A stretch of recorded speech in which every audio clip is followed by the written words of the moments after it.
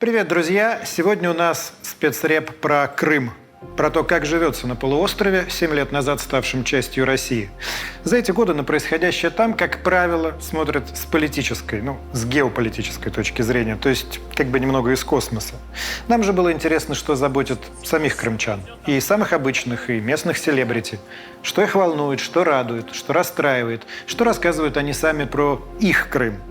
Дмитрий Сошин проехал от Севастополя до Керченского моста, встретился не только с людьми, но и со львами, попробовал вина в Балаклаве, заглянул в города-курорты, куда скоро хлынут отпускники, и в те места, куда курортники обычно не заглядывают. Еще он узнал, что местные думают о будущем и с какими чувствами оглядываются в недавнее прошлое.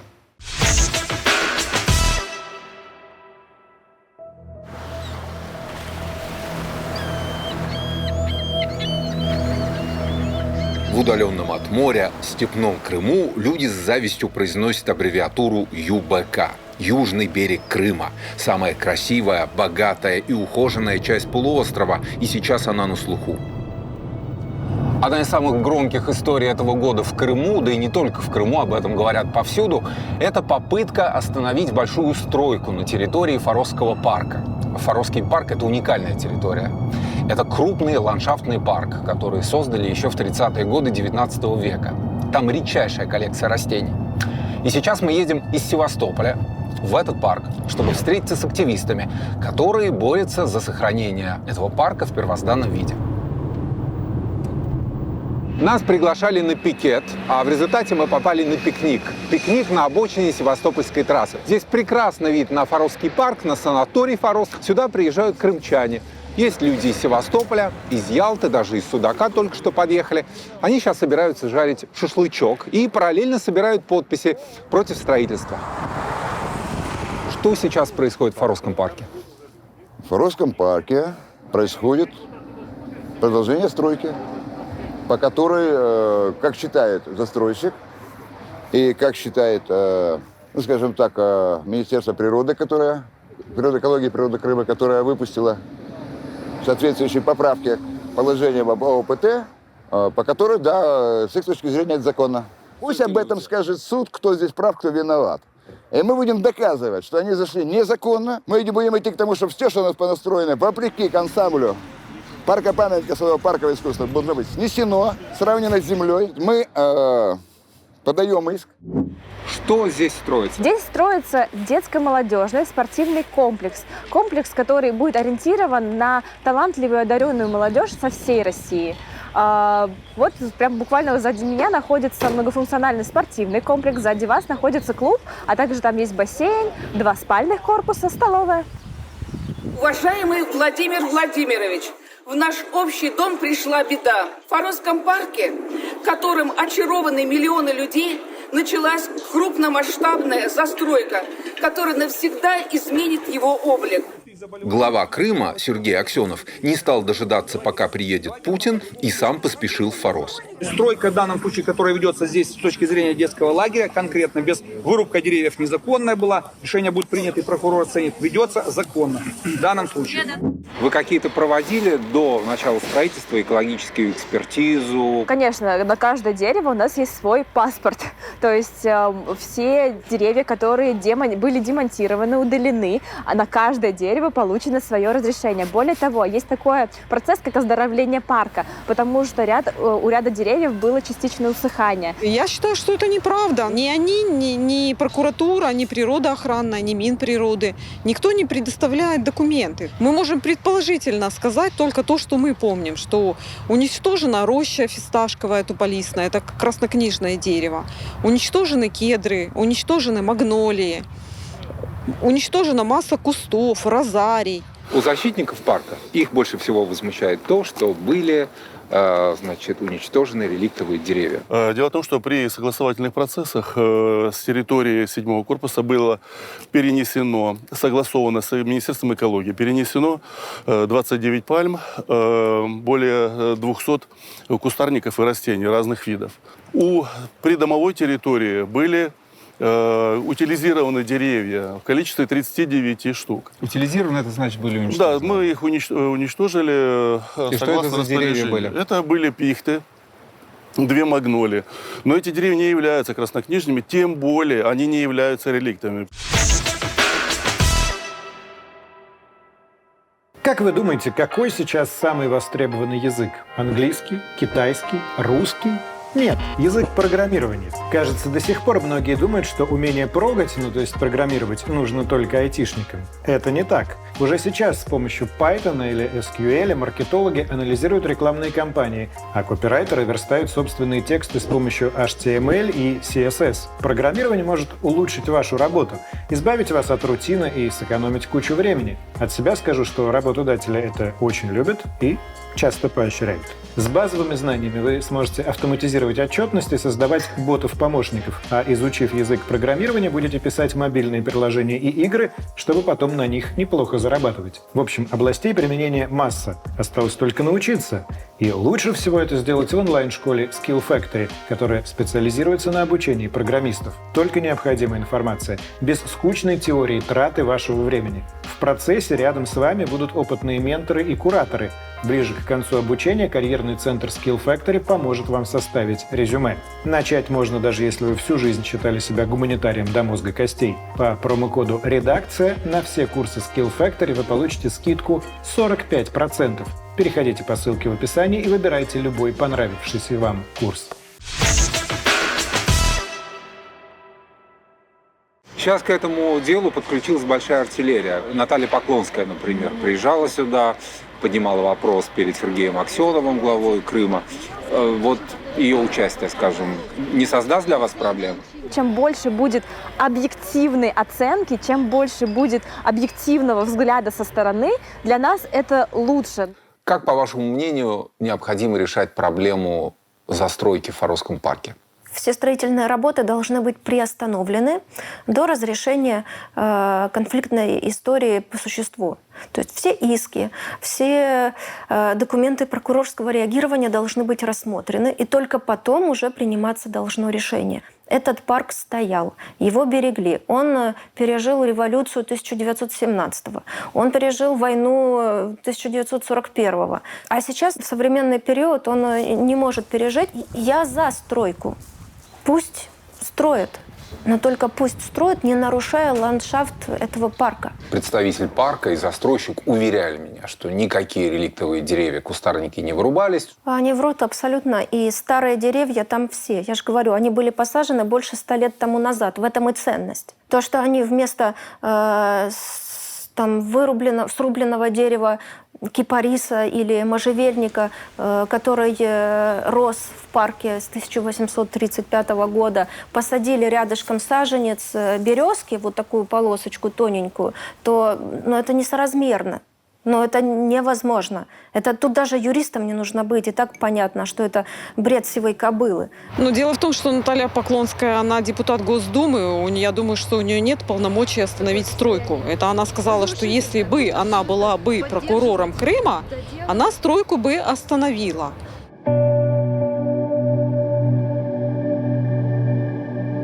Кто ведет строительство? Строительство ведет татарстанская компания. Собственно, все, что... и плюс само строительство ведут уже местные компании. А можно назвать, какая компания? Татинвестгражданпроект. На сайте компании сказано, что она, в частности, спроектировала 2 известных объекта в Казани – футбольный стадион и выставочный центр. Кто является собственником или кто будет собственником этих объектов? На данный момент еще вопрос такой достаточно подвесной. Вот концепция еще разрабатывается. Куда уйдут проекты дальше, пока вопрос. То есть пока мы не можем назвать хозяина? Нет. Понятно. Мы не можем сказать, частное это лицо или это возможно, это будет частно-государственное партнерство. Возникало название «Татнефть». Нет, Татнефть не имеет отношения здесь вообще никак. То есть здесь будут другие структуры, вероятнее всего. Поначалу говорили о том, что стройка имеет отношение к санаторию «Форос». Им владел украинский олигарх Коломойский. В 2014-м санаторий национализировали, а через 2 года продали Федерации профсоюзов Татарстана. Ее тогдашний председатель утверждала, одним из покупателей санатория, теперь это спа-отель, действительно была Татнефть. Кому принадлежит этот красивый санаторий или отель, как вы его называете? Не могу ответить на этот вопрос, затрудняюсь, к сожалению. Те объекты, которые возводятся вот неподалеку отсюда, из-за которых такой шум, они имеют отношение к вашему санаторию? К организации ООО «Парк Форос» отношения это не имеет. Это иное юридическое лицо.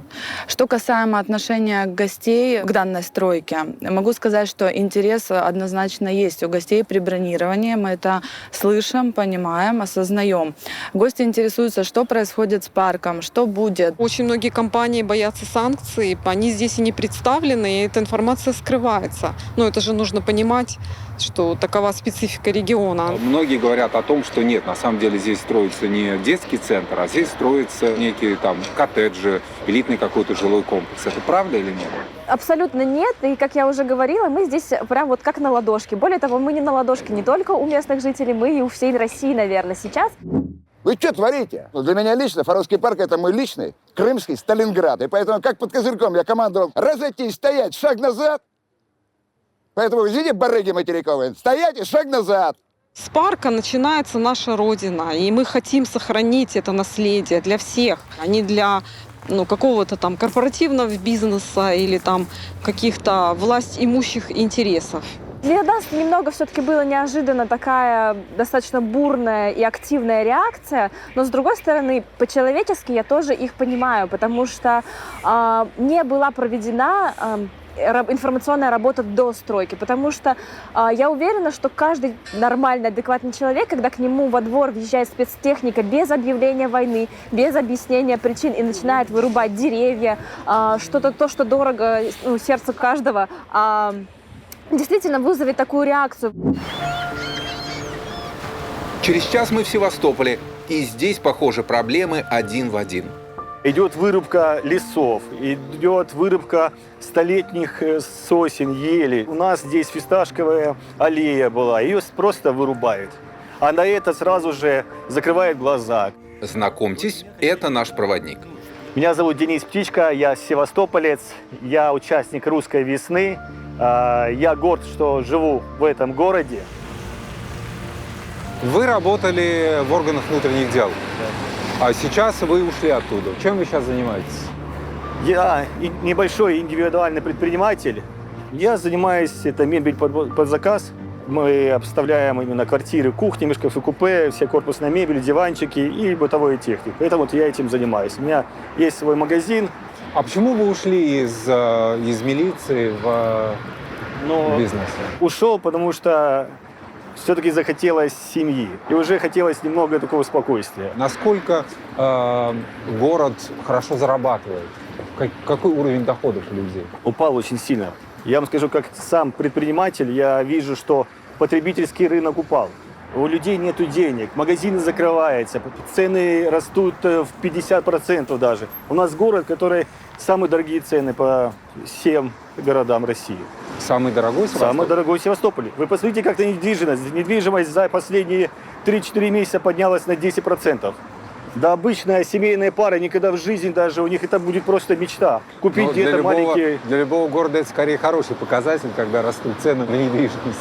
Севастопольцы страдают от этого, потому что мы еще не готовы. У нас зарплаты у людей 15-20 тысяч. А прожить здесь, квартиры даже вот, чтобы снять, вы меньше 20 тысяч не подходите. У вас никогда не возникало желания отсюда уехать? Нет? Нет, я здесь родился, здесь живу и буду здесь до конца. И мои дети здесь тоже. Не секрет, что вашему городу помогает Собянин. И, я так понимаю, мы находимся на одной из точек. Да, это площадь Лазарева. Это начиналась здесь именно реконструкция. И по самой главной центральной именно аллее улицы, это Большая Морская, до площади Ушакова. Это еще один из московских объектов, да, так называемых? Да, что да. это? Это спортивный комплекс и Ледовый дворец будет здесь. У вас нет опасения, что взамен на такую вот помощь москвичи состоятельные могут прийти и, скажем, там, купить у вас полгорода? Там, ну, это уже и происходит. Большинство, кто покупает у нас квартиры, это все питерцы, москвичи, все с материка, как предприниматели, которые занимаются именно обставкой мебелью, да, именно таких квартир и домов, что больше 85% это те люди, которые заказывают у меня, например, данную продукцию, это все люди, приезжие именно с других регионов. Немножко туристически мы развиваемся, но мы завышаем цены. То есть за те деньги, которые может человек приехать в Крым, он может также приехать и в любую в Турцию и отдохнуть там, где все будет включено. Те, кому милее пляжи Севастополя и Балаклавы, жалуются, что там не всегда пахнет магнолией и свежим шашлыком. Насколько я понимаю, в 2017 году уже была попытка построить очистные сооружения в Севастополе. Объясните, что пошло не так? Изначально договор, который правительство Севастополя заключило с компанией «Биотехпрогресс», которая должна была выступать в роли подрядчика по строительству очистных, аванс, который шел согласно этого договора, был перечислен не на лицевой счет компании в государственном казначействе, а на лицевой счет в ОФК-банке. Вскоре после перечисления этого аванса Центробанк отозвал лицензию ОФК-банка, в результате чего те деньги, которые должны были послужить такой отправной точкой, стартом для строительства очистных, они оказались замороженными, и, естественно, строительство не началось. И на восточном побережье Крыма ситуация не лучше. У нас огромная проблема с канализациями. Вот у нас картинная галерея Ивазовского, а тут проходит речка Вонючка, которая впадает Давайте в море. посмотрим на эту речку Вонючку. Да, только я по ней оштрафовал администрацию уже на 1 000 000 рублей, 2 раза по 500 000, и меня обозвали, что я наношу ущерб бюджету города, потому что вынуждены оплачивать штрафы. Вот она проходит здесь. А внизу, по коллектору. Ага. И впадает прямо в море. И мне сложно было объяснить, когда летом ко мне приезжал мой брат из Москвы, почему здесь воняет канализацией, течет черная вода, а люди купаются, их никто не предупреждает об этом. А каким-то образом чистят эти стоки или нет? Ну, как бы каждый перед началом курортного сезона отчитываются для галочки о том, что затампонированы незаконные врезки. Ага. Но канализация как текла, так и текла. А, так вот она. Вот она, да. Но здесь Сейчас и пахнет, честно говоря, слегка. Жалко, что видео не передает запаха. Видно, что это органические массы есть, причем сейчас уже чуть меньше стало видно. И вот, пожалуйста, все дело выходит на пляж. Тут много птиц всегда лежит, мертвых, они тут, видно, водичку попьют, и бывает. Такая же проблема и в курортных городах, например, в Коктебеле я неоднократно выкладывал видео зловонных жидкостей, которые текут. Ну и вот эти проблемы хотелось бы, чтобы они решались. Ничто так не отвлекает от грязных пляжей и обшарпанных фасадов, как зреющая лоза. Мы в Золотой Балке. Эта винодельческая компания известна своими игристыми винами и гламурной совладелицей Снежаной Георгиевой.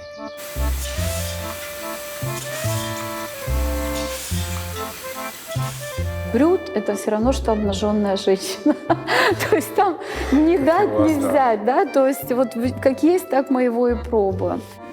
Не заблудиться в этих погребах поможет генеральный директор винодельни. Здесь есть все, да, здесь есть близость теплого Черного моря, которое исключает, в общем-то, заморозки зимой, да, и резкие колебания там климата. Здесь есть обрамление Крымских гор. Здесь есть защита от всевозможных суховеев. Насколько виноделие в Крыму является серьезным сектором и насколько оно способно поднять экономику Крыма? Мы один из крупнейших налогоплательщиков Севастополя. Так это у нас пока еще только 8 миллионов бутылок вина. К сожалению, нам в этом году из-за нехватки сырья, из-за нехватки винограда пришлось ограничить производство. А как выглядело ваше хозяйство во времена украинской власти? Украинцы взяли хозяйство в упадке, когда мы делали 500 000 бутылок в год. Кредитовались уже под зарплату, а к уходу это было 7 миллионов бутылок. И это сделали не из регионального бренда, да, который знал только Крым, Золотую Балку. Это сделался всеукраинский бренд, и часть продавалась в Россию. Был экспорт Израиль, Япония, то, чего мы сейчас лишены, Германия, Канада. Российский рынок это как-то компенсировало или нет потерю? Мы даже не успеваем за потребностями, поэтому, понимаете, такая и жесточайшая конкуренция в плане качества, да, качества и в плане соответствия цена-качество, потому что российский потребитель, он не понимает, а почему он должен платить такую же цену, например, как за импортное вино, думая о том, что здесь будет наверняка хуже. То есть у них еще осталась вот эта вкусовая неправильная память. Многие большие винодельни в Крыму в последнее время перенимают западный опыт. Они строят такие вот большие дегустационные центры, приглашают людей на экскурсии и в подвалы, и в те места, где разливают вино и шампанское. Так что те, кто приезжают сюда на машинах, они очень часто отбывают на свой курорт под аккомпанемент звона бутылок в багажнике. Понятно, что вся крымская экономика, она работает как бы в тени, под тенью, под давлением, как угодно это можно описать, этих санкций. Как они сказываются на вас? Россия не имеет заводов по производству технологического оборудования. Но нет здесь таких заводов. И даже емкости мы вынуждены, нержавеющие емкости, мы вынуждены покупать за границей, потому что массового производства Ну нет. вот бочки, кстати, они же ведь тоже, я смотрю, французские. Бочки французские. Потому что, это качество, это лучшие французские дома. Мы ездили, выбирали Дубовые, да, я так дубовые смотрю? бочки разного обжига, разных бандарин, для того, чтобы сделать там различную стилистику вина, это уже в премиум-сегменте. И вот суть такова, что мы вынуждены просто покупать импортное оборудование. Ну а сейчас как это происходит? Так и происходит, покупаем. В обход? Через материк. Через материк, да. Понятно. То есть, был скандал, если, может быть, вы помните. Мы построили совершенно новый завод. Вот у нас завод по розливу, да, это новый цех. И там итальянское оборудование, и когда мы делали презентацию, мы сказали, вот новая линия, выбор был наш в пользу такой-то линии, потому что похвалил итальянских Вы сказали, господи, что же вы производителей. сказали? Нет, Сейчас об этом а все потом узнаю. нас итальянцы отключили обслуживание машины Профилактика удаленное. и все так далее. И даже они даже не позволили нам настроить. То есть, украинская сторона сделала ноту протеста в Италию, да, они отключили, сказали, ребята, извините. Нам пришлось, слава богу, россияне полно грамотных, умнейших айтишников, которые перепрописали нам программы. И мы Справились вот с итальянскими работаем. железками. Конечно. У вас и на виноградниках, и бутилируют, и технологи. Это местные люди, крымчане, или вы кого-то привозите? Нет, работают крымчане. Скажем так, Дагестан мы привлекаем только в период обрезки, уборки винограда, потому что это сезонные рабочие, без них никуда. Винный бизнес – трамплин в политику. Янина Павленко, бывший гендиректор винзавода «Массандра», недавно стала мэром Ялты. В ее вотчину мы и едем. Ялта сейчас и по погоде, и по настроению напоминает тот город, который снимали в фильме «Асса». Если кто не помнит или родился уже после перестройки, это культовый фильм Соловьева. Ну а вообще сегодняшняя Ялта, она, конечно, и почище, и побогаче. Народ с деньгами со всей России покупает здесь дома и квартиры. Ну а отдыхающие, они в основном ищут не гостиницы. Они идут в частный сектор за комнатами и за квартирками. Либо ищут гостевой домик. Вот в гостинице 12 тысяч маленькая комнатка. Очень маленькая. Там, знаете, даже пройти к балкону надо вот так вот боком. Понятно. Да, но она 12 тысяч в сутки. Конечно, она единственная со шведским столом. Я свою там сдаю за 5-6 тысяч. Это в июле, в августе. В день. Сезон в день. Татьяне Коваленко 73. В Ялте оказалась еще в советские времена. Со 2 мая у меня уже приезжают. Понятно, понятно. Так что вот так. Сдаю я это не очень дорого. Почему? У меня все время есть. Мне всегда говорят, вот у тебя как прошел сезон? Я говорю, да у меня как был из года в год, так он и есть. 300 тысяч. То есть 300 тысяч вы получаете? Больше я не получаю. И из этого и тратишь. Я так понимаю, что у вас дом делится на 2 части. Нижняя часть, где мы находимся, для себя. Верхняя второй часть этаж, для гостей. как муж у меня умер, зарплата уже пенсии была, она не хватала, я отделила 2 этаж для гостей. Для гостей, да. Понятно. И с начала нулевых вы уже сдаете? И сначала в 2001 году я стала 2001 года. Да.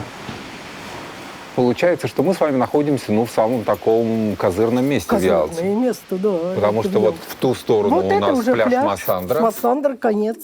Понятно. Там гостиница Ялта. С той Здесь стороны. Массандровский парк.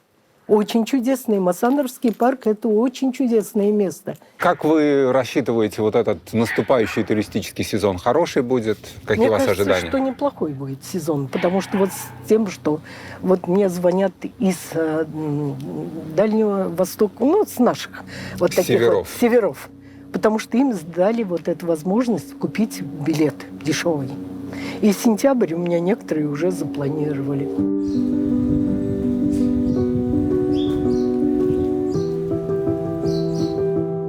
Что нужно исправить в Ялте, чтобы это был идеальный город-курорт? Вот мы находимся сейчас в старом, самом старом районе, с чего начиналась Ялта. Привели в порядок вот эти улочки, город, сделали бы асфальт хороший, все бы. И тогда, конечно, и зелень, чтобы была красивые розы везде, как всегда. В случае с Ялтой старый город – это не обязательно ухоженный город. Вот такие небольшие боковые улочки, они создают атмосферу в подобных городах. Если вспомнить, скажем, такие боковые улочки во Франции или в Италии, здесь тоже здорово, но вот тут непонятно, откуда взявшийся новострой. И, похоже, здесь очень-очень давно не убирались. Если бы вот такие мелочи продумали, то в Ялте бы и жилось, и отдыхалось гораздо лучше. Если делить жизнь до марта 2014 года и после марта 2014 года, когда и как проще было вам жить? Вы знаете, я все время ждала Россию. Вот я россиянка, потому что при Украине мы жили как при мачехе. Они только здесь все сгревали, а ничего не давали. Вся вот культурная жизнь, которая проходила в Ялте, она была все сделана за счет России. В плане бизнеса? А бизнеса, да, кажется, одно и то же вроде сейчас. Конечно, полегче, что вот налоги, вот эти вот, самозанятость, она получше идет. Ты знаешь, что не надо идти в налоговую, никому отстегивать не надо ничего. Ну, а есть какая-то, тем не менее, какая-то ностальгическая, я не знаю, что-то, что вы вспоминаете с теплом о том периоде до 2014 года? Было попроще, что ли. Народ получше как-то вот. Они как-то не такие озлобленные. А сейчас почему-то озлобленный иной раз народ. Вы говорите о приезжих или говорите о местных? Нет, говорю о местных. Вот, во-первых, с повышением вот этого вот коммуналки всей. Конечно, все в основном пенсионеры. И живут очень трудно. Это вот, я не знаю, кто не сдает, они еле выживают. Можно сказать, что, по крайней мере, половина тех, кто сдает в частном секторе жилье, это люди пенсионного возраста. Пенсионного возраста, конечно, в основном. Татьяна и ее родня уверены, что им все же легче, чем остальным крымчанам. Ялта – витрина Крыма, а за витриной обычно следят. В последнее время ялтинцам удается отстоять от наиболее ретивых застройщиков и некоторых чиновников архитектурные жемчужины этого города, известные дома. Вот мы сейчас находимся возле дома купца Гофшнейдера. Может быть, сейчас это здание выглядит не столь блистательно, но это на самом деле один из самых красивых особняков в Ялте. Его сохранят, его будут реконструировать. Мэр Ялты пообещал сделать из него конфетку. Мы очень хотели с ней пообщаться на эту тему, чтобы она рассказала, как город будет реконструировать старые объекты. Но градоначальница говорить с нами отказалась. И поговорить хотели не только о доме, конечно. Мы хотели поговорить о том, как здесь решается проблема с водоснабжением, о том, как перестраивают канализационные стоки, о том, как будут строить опреснительное сооружение, о том, как будут благоустраиваться ялтинские пляжи. Много проблем, но, увы. Зато, как вы уже заметили, с нами пообщалась другая известная крымчанка. Она теперь не прокурор Крыма, а депутат Госдумы. В свой дом под Симферополем Наталья Поклонская приезжает на выходные. Что вы в большей степени считаете домом? Москву сейчас или здесь? Нет, Крым, конечно. Крым здесь. однозначно. Угу. Ну, здесь мой дом. У меня в Москве нет ничего своего. А здесь, наконец-таки, вот в прошлом году дом закончили строить. А можно сказать, сколько стоил участок? Вот, как бы, да, 800 тысяч. 800 тысяч. Но это было 3 года назад. Сейчас, наверное, сейчас уже подорожали эти участки. Почему? Потому что я электричество провела, не было электричества. Потом внизу газ уже есть, но к нам не подвели. Это нужно отдельно собираться и отдельно проводить газ. Какие, на ваш взгляд, сейчас основные проблемы полуострова? Ну, самая основная проблема – это отсутствие воды. Питьевой пресной воды чистой. И это проблема, которая касается буквально каждого жителя, гостей Крыма. Летний период будет. Предполагается, что будет много отдыхающих, туристов.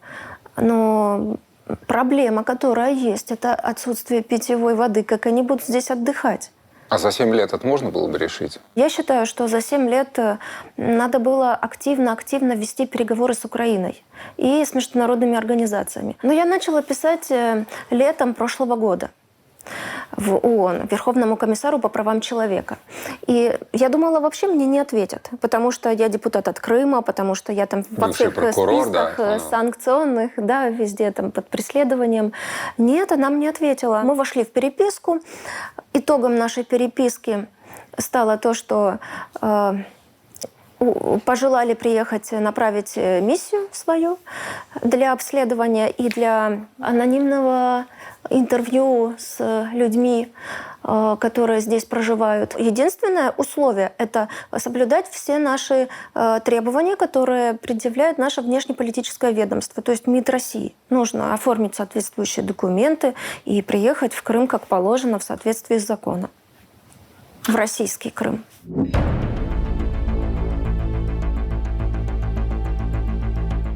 Это Северо-Крымский канал в районе Керчи. В свое время по нему мощным потоком шла Днепровская вода. То, что вы сейчас видите, это талые вешние воды, и, скорее всего, к лету этот канал пересохнет. Когда Крым стал российским, Украина перекрыла канал и сделала проблему водоснабжения полуострова острейшим вопросом крымской жизни. Прежде всего нужно определиться с тем, а есть ли вообще полноценная альтернатива Северокрымскому каналу, потому что он, как известно, 85% потребностей в поливной воде Крыма обеспечивал.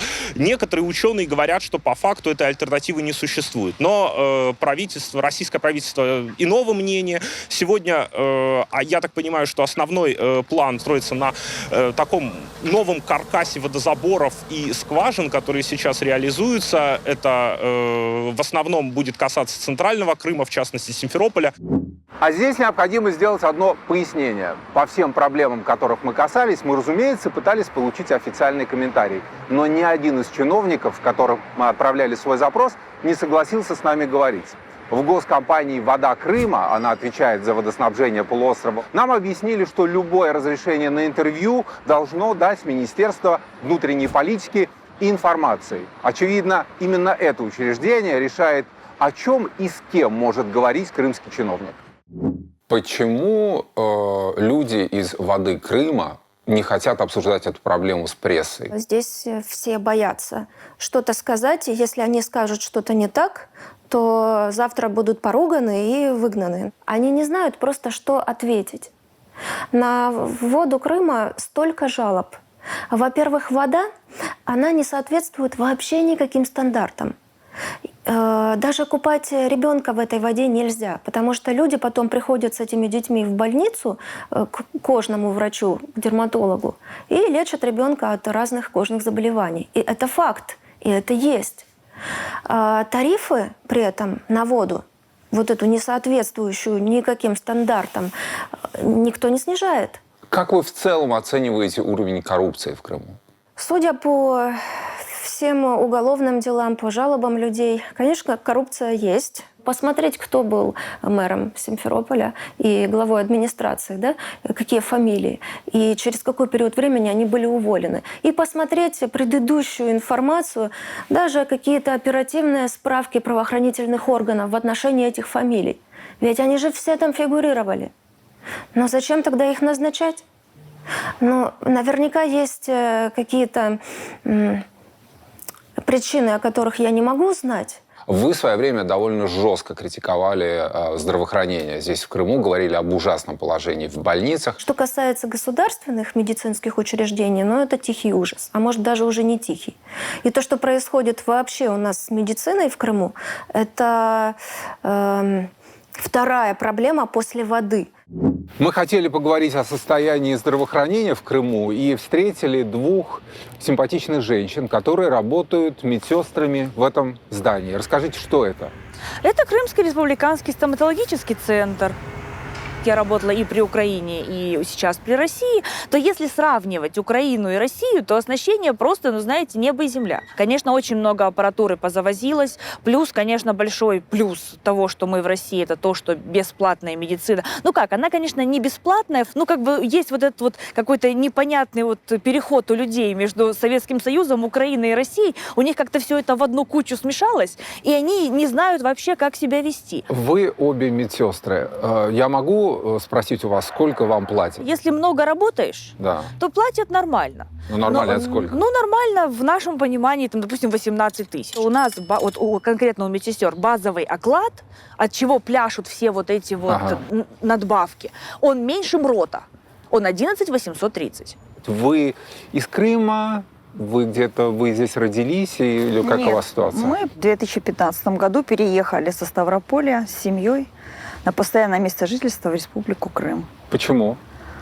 Ну, к морю захотелось. Жить у моря, климат. Не разочаровались, нет, в этом решении? Нет, ни в коем случае. Многих людей пугали проблемами. В Крыму много нерешенных проблем. Да, Вы с этим столкнулись, да. нет? Что касается моей семьи, у меня 3 детей, и младшего ребенка я в садик не могу никак определить, хотя мы с 2015 года, как переехали, стоим на очереди. Естественно, самая большая сложность – это вода. И самая большая проблема в том, что еще не успели поменять трубы. Потому что даже официально по телевидению сказано, что у нас трубы прохудились на 80%. То есть потеря воды от водохранилища к домам составляет 80%. Ну, сами понимаете. Крым – это территория для туристов или это территория для жителей, для крымчан? Если есть что сдавать, ну, считай, ты хорошо живешь. А если нечего сдавать, это вот чаще всего именно Симферополь чувствовал, потому что мы от моря немножко далековато. И у нас как бы сдача жилья, естественно, она как бы не сильно-то и ощущалась. Вот. И поэтому как бы мы всегда вот так вот как-то выживали с того, что вот приедут турист, ну, как бы жители, допустим, вот там Ялты, Алушты и так далее, когда закончится сезон, и начнут там зубы лечить, что-то покупать, делать и так далее. Придут к вам деньги. Да, да. Наш сегодняшний проводник – народный блогер Евгений Щепинский, который работает на автомобильном сервисе, а в свободное время снимает сюжеты о том, как живут простые крымчане. Мы находимся в данный момент в центре города Симферополя, на центральной площади, на площади Ленина. По левую руку от нас Совет министров Крыма. Именно это здание, над этим зданием в 2014 году был поднят флаг России. На что больше всего жалуются люди? Повышение цен, низкие зарплаты. То, что вода – это главная проблема Крыма. Многие люди пишут в комментариях вот на мои видео, что вы должны быть благодарны России, что мы, даже доходит до того, что формулировка «мы вас взяли в Россию, мы за вас платим, мы вам строим». Да, правительство России строит очень много в Крыму, решает много проблем, но это не повод, чтобы обвинять жителей Крыма в том, что они валяются целыми днями на пляже под пальмами. Люди, наверное, обращают внимание на коррупцию. Вот людей это интересует или нет? Очень интересует людей, интересует как крымчан, так и жителей материковой части России. Все дело в том, что очень много проектов, которые по федеральной целевой программе, они до сих пор не реализованы. Ну, например, пример какие есть? Это набережная Терешкова в Евпатории. Подрядчик там, на него заведено уголовное дело. Но пока набережная стоит в таком состоянии. То есть вложены миллионы, сотни миллионов вложены, и все это, будем говорить, так закопали в песок. Совсем недавно вы провели опрос, посвященный 7-летней годовщине воссоединения с Россией. Почему вы это решили сделать? Но мне самому захотелось узнать мнение жителей столицы Крыма. Поначалу первый опрос я делал в Севастополе. Если бы референдум был сегодня, как проголосовали бы? Так же самое. Что изменилось в вашей жизни? Ничего. Ничего? Ни в лучшую, ни в худшую? Худшую цены. Ага. Если бы референдум был вот сейчас, сегодня, Я бы поставил. за Россию? Для нас, пенсионеров, все в лучшую сторону. Все в лучше. Спасибо Путину.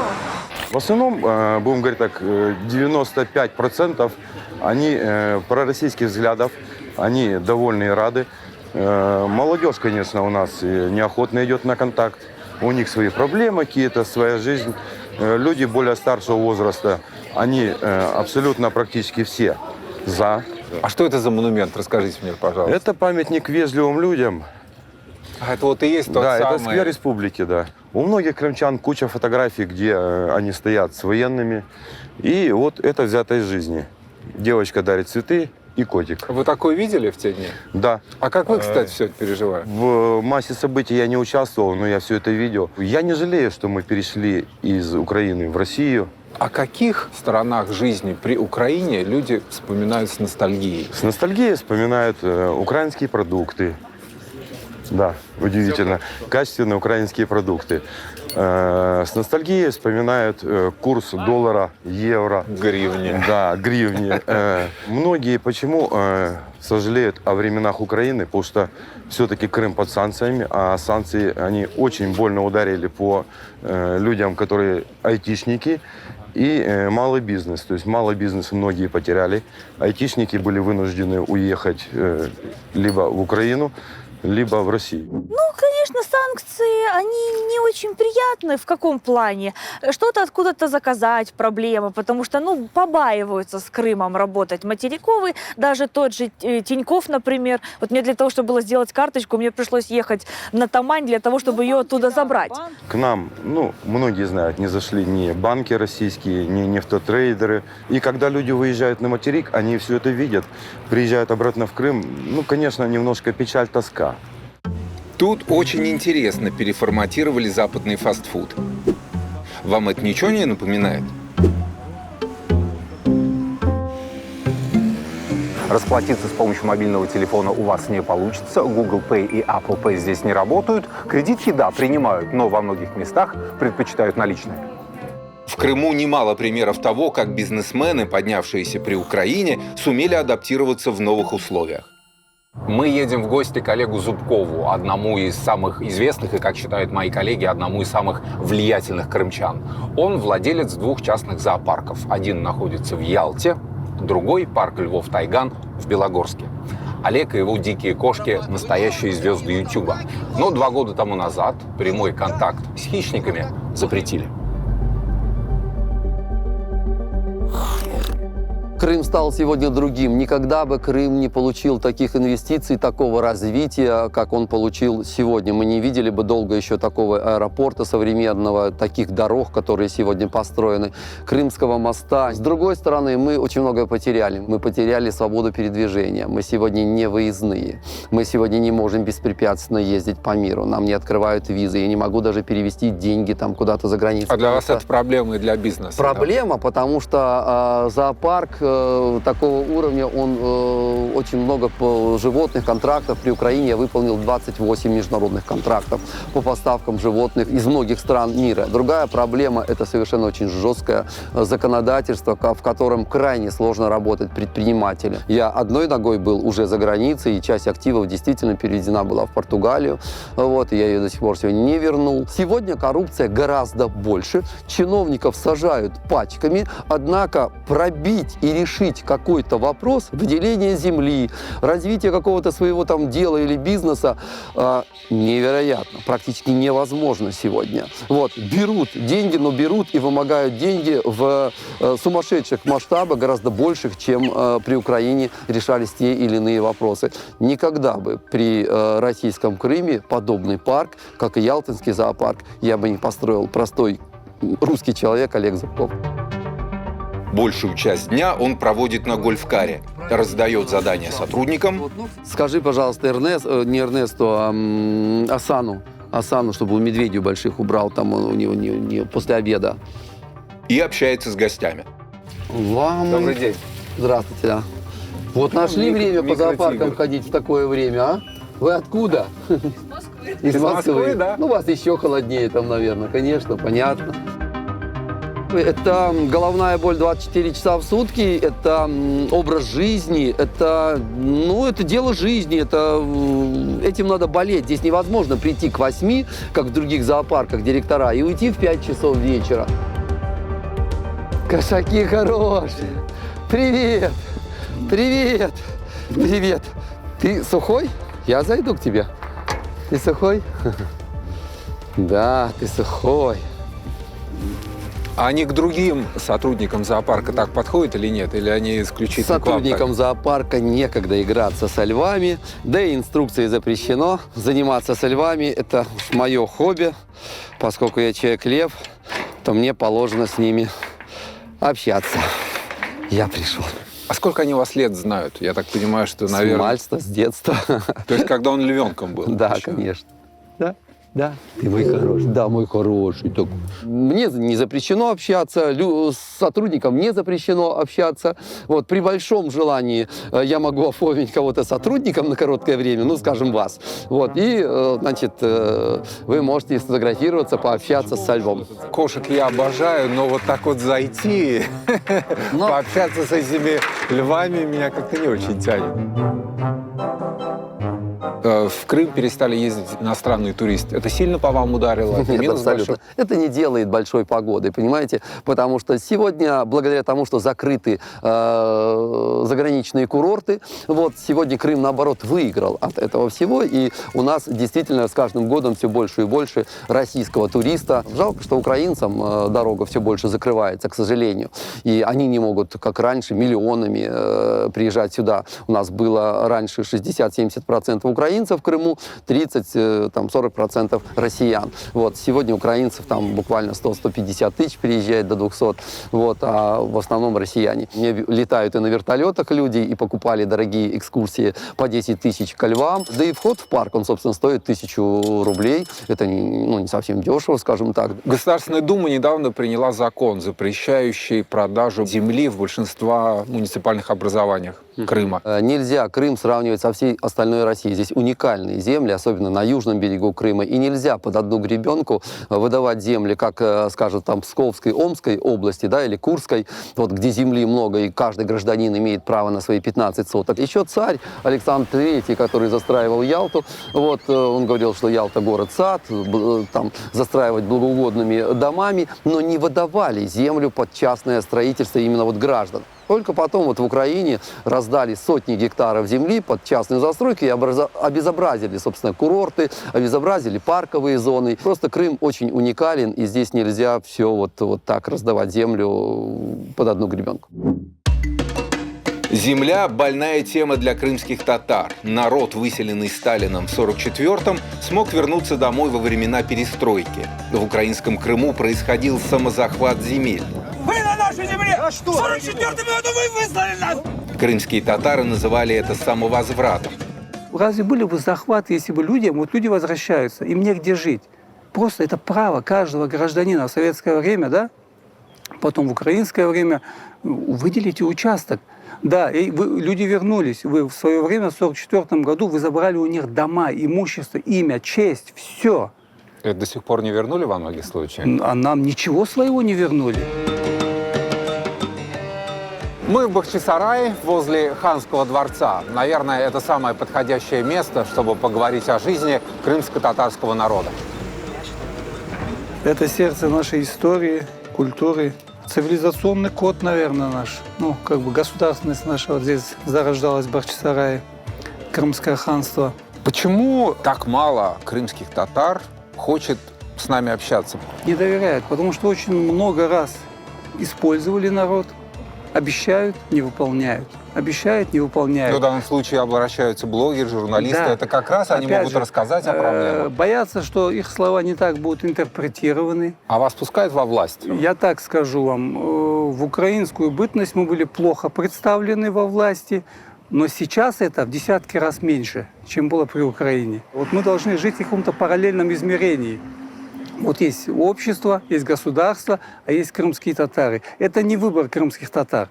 Если говорить о бизнесе, то крымские татары сегодня в малом и среднем бизнесе очень активно присутствуют. Опять же, несмотря и вопреки, потому что они созидатели, потому что они постоянно работают. Гостиничный комплекс, да, Южный берег Крыма, допустим, гостиницы, санатории, рестораны, транспортная сфера, сфера малого производства, пищевая промышленность. В любом народе, в любом обществе есть разные мнения. И в Крыму очень много людей, адекватных людей. В принципе, 2014 год показал. В Крыму, хотя это был большой стресс, Для крымских татар были и случаи, когда крымских татар, может быть, подталкивали к чему-то, но крымские татары показали свой цивилизационный уровень. Что сделала Россия, скажем, такое очень позитивного, декларативно пусть, на законодательном уровне приняли решение, что крымско-татарский язык является государственным языком Крыма. Это очень позитивный шаг, но, к сожалению, этот закон совершенно пустой. В каком смысле? Ну, я объясню, он совершенно не работает, но если это государственный язык, как минимум документооборот должен быть на этом языке. Как минимум образование, среднее образование должно быть в том числе на этом языке. Официально никто не запрещает, допустим, нам обучаться, но это уже на уровне, знаете, школ, руководителей, там, директоров школ. Пытаются все поставить крымско-татарский язык как факультатив, ставят его в конце дня и постоянно ставят так, чтобы ребенок должен и родители должны выбирать, допустим, между факультативом русским языком, допустим, и крымско-татарским. Вот если вы сейчас не выберете русский язык или английский, к примеру, да, то на экзаменах ЕГЭ там ваш ребенок будет слабее и заставляет родителей выбирать. Вы чувствуете себя хозяином этой земли? Да. Я чувствую. Я чувствую себя дома, я чувствую себя хозяином, я чувствую, что многое зависит от меня. Я привожу пример Нумана Челебиджихана, которого расстреляли в 18 году, и он сказал очень интересную фразу. Если Крым – это очень красивый сад, то каждый народ, каждая культура, каждая конфессия в нем – это какой-то цветок. А крымский татарин должен быть садовником и отвечать за все эти цветы. А как поживает северо-восток Крыма, самая некурортная его часть? Весеннюю, дождливую Керчь нам показывает бывший депутат Горсовета Константин Ерманов. Кому в Керчи жить хорошо сейчас? Расскажите мне. Вы знаете, я думаю, что в первую очередь это администрация и депутатский корпус.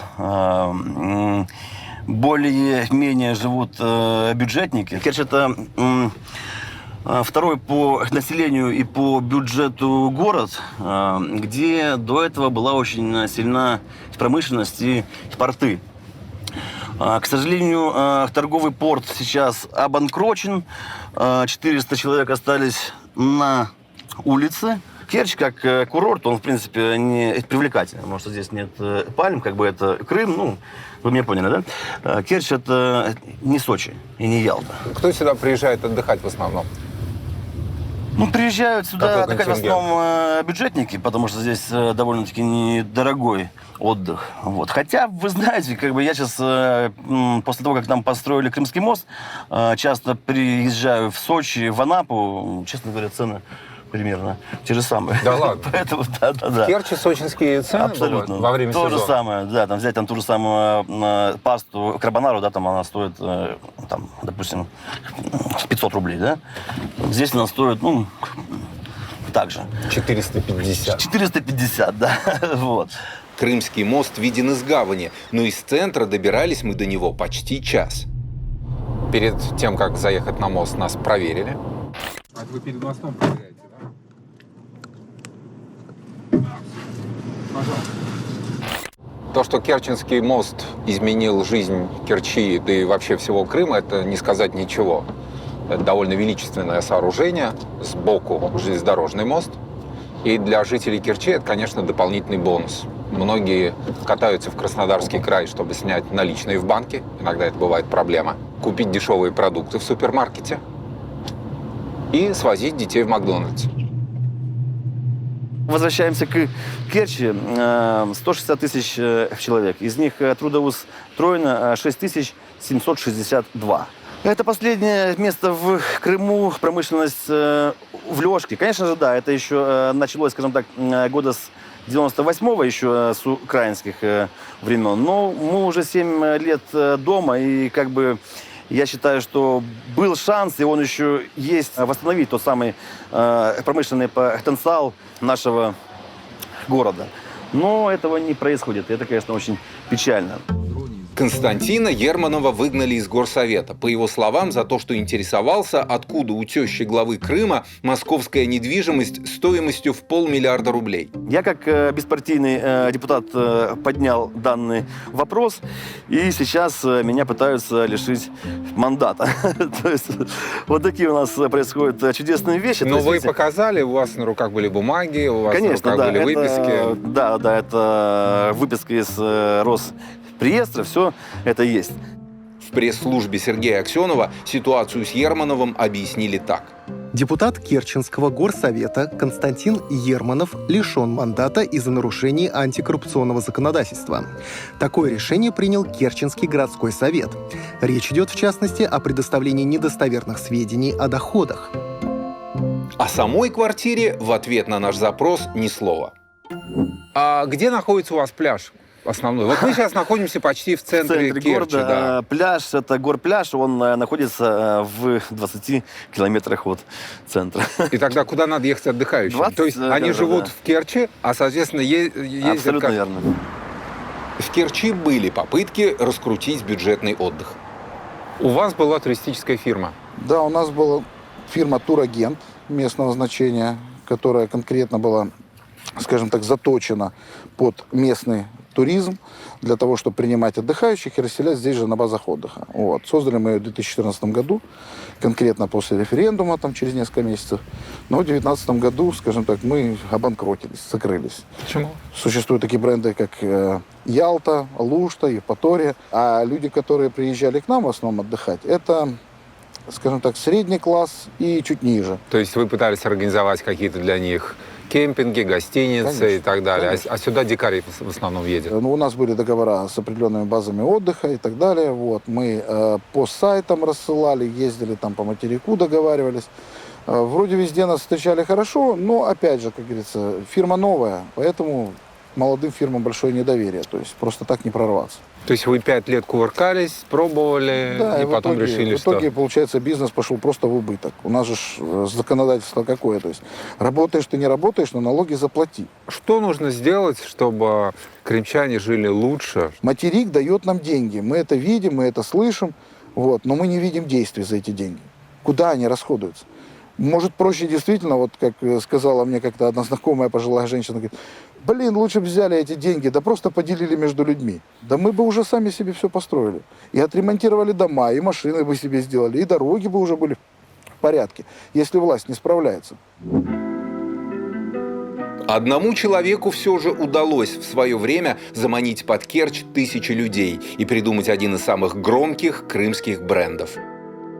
Танцы, танцы на атомной станции. Песня про это место. Одна из первых площадок известного музыкального фестиваля «Казантип». В начале 2000-х он переехал в село Поповку под Евпаторией, а в 2016-м один из самых известных рейв-фестивалей на постсоветском пространстве прекратил свое существование.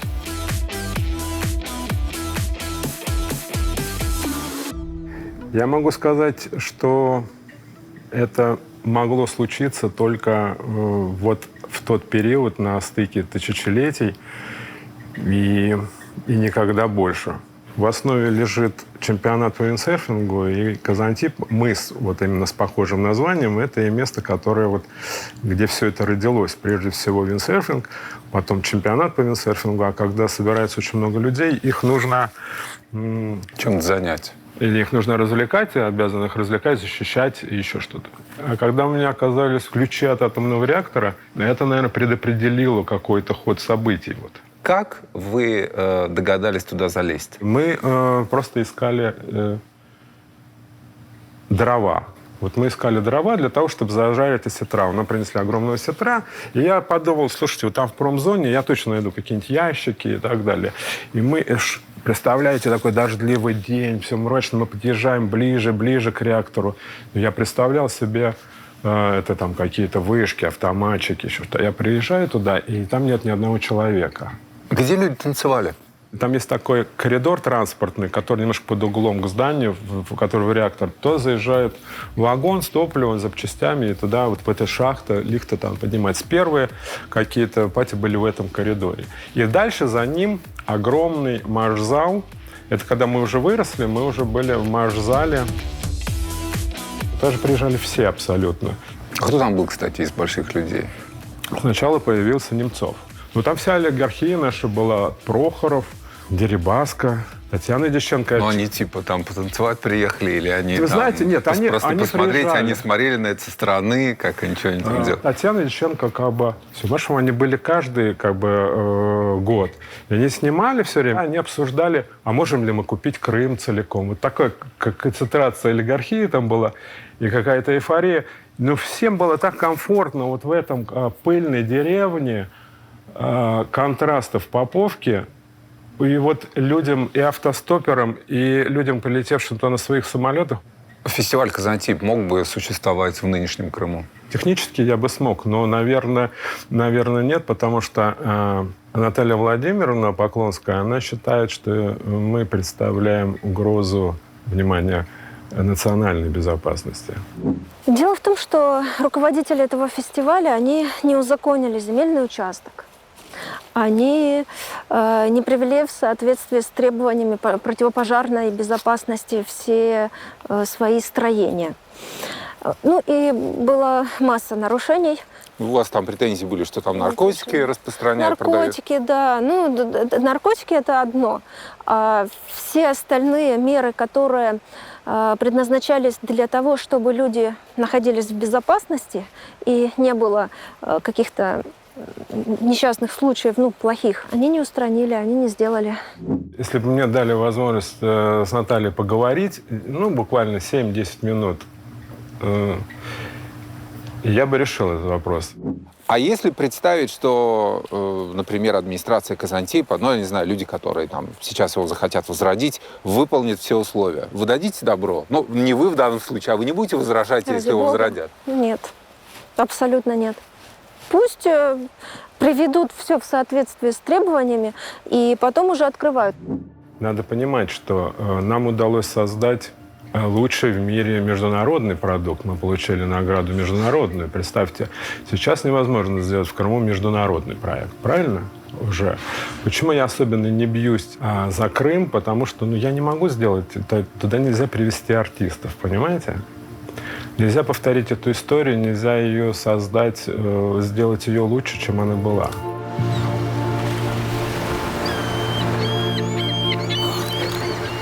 По совокупности природных, климатических, исторических, культурных ценностей, достопримечательностей, равных Крыму, ничего нет. Вот здесь есть все, и горы, и водопады, и виноград, и пещеры, все, что в мире есть в Крыму.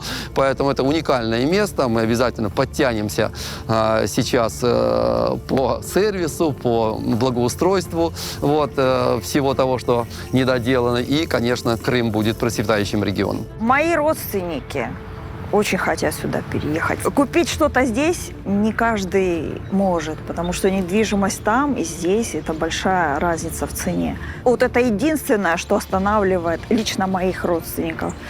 А так они с удовольствием бы переехали сюда. Да, мы не отрицаем значимость Тавриды, мы не отрицаем значимость Крымского моста. Это просто действительно было спасение для Крыма. Аэропорт самый красивый и лучший в Европе. И просто хотелось бы, чтобы Крым, наконец, перестал быть бездонной дырой, в которую вкладываются средства, а начинал что-то и сам зарабатывать, и перестал быть высокодотационным регионом. Нет никакого тренда на концентрацию свободных людей ни онлайн, ни офлайн. Понимаете, это просто невозможно в этих условиях.